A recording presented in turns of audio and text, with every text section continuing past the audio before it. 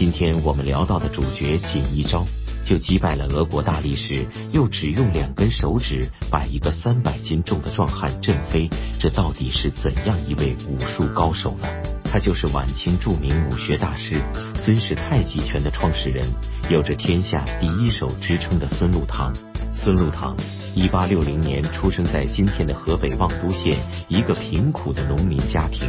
父亲早早离世，幼年时期便跟着母亲四处乞讨，艰难度日。乡亲们可怜这对母子，就介绍孙禄堂拜李拳师为师学习武术，学成之后便可以干活补贴家用。于是小小年纪的孙禄堂刻苦练习，仅3年就可以游刃有余地使用武学基本功踢腿。李拳师认为他是个习武的好苗子，便给他引荐了其他的武学名师孙禄堂，也因此接触到了内功、轻功、散手及暗器。可眼看着生活在慢慢好起来的时候，他的母亲却积劳成疾，卧床不起。1872年的寒冬，还是个半大小子的孙禄堂看着病重的母亲，满心绝望，走投无路的他准备自杀时，被一个好心人救起。了解情况后，便给了孙禄堂一笔钱。就这样，孙禄堂决定带着母亲和这笔钱前往保定寻求姑父的帮助。姑父同情孙禄堂母子的遭遇，便帮孙母找了医生，还给了孙禄堂一份在毛笔厂打工的差事。可每天不管工作再辛苦，孙禄堂都坚持在空地上练武。一天，一位叫张瑞的拳师来厂子，看到了正在练武的孙禄堂，他对这个出拳不凡的孩子十分欣赏，立刻决定将自己的至交好友李奎元介绍给孙禄堂。李奎元是形意拳的行家，孙禄堂每天闻鸡起舞，苦练基本功3体式，每次一战就是8小时，很快便掌握了形意拳的精髓。之后的8年时间里，孙禄堂又辗转拜了郭云深、程廷华等名师，并将学到的名家精髓与自身实践相结合，独创了孙氏太极拳。孙禄堂的名声也是越来越大，前来挑战的人也是越来越多。1912年，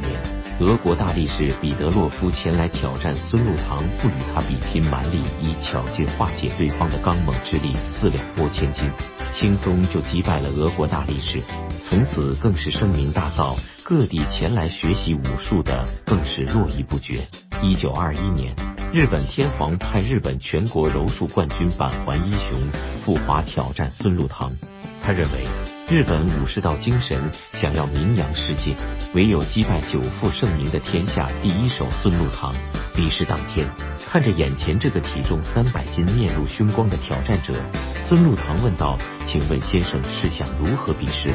听罢，板垣一雄立刻拿出了早已准备好的说辞：“我想请先生仰面躺平，左手压在背后，右手放在身前，我2手抓住您的右手，如果您能起来的话，就是您赢。”孙禄堂微微点头道：“那就请吧。”说完后，他就真的躺倒在地。板垣见状，立刻跨坐在了孙禄堂的肚子上，2只手狠狠地按压在孙禄堂放在身前的右手上。却只见孙禄堂以内劲，左手轻轻一翻，2指向板横的下腹处轻轻一点，板横瞬间跌倒于数尺之外。板垣甚至来不及反应，便跌倒在地上，惊恐地看向孙禄堂。如此迅速又狼狈的过程，让板垣羞愤的双眼赤红挣扎爬起来，大吼着向孙禄堂猛扑过去。孙禄堂见板垣不愿轻易认输的耍赖模样，急速回身，双掌稍一发力，就又把板垣笨重的身躯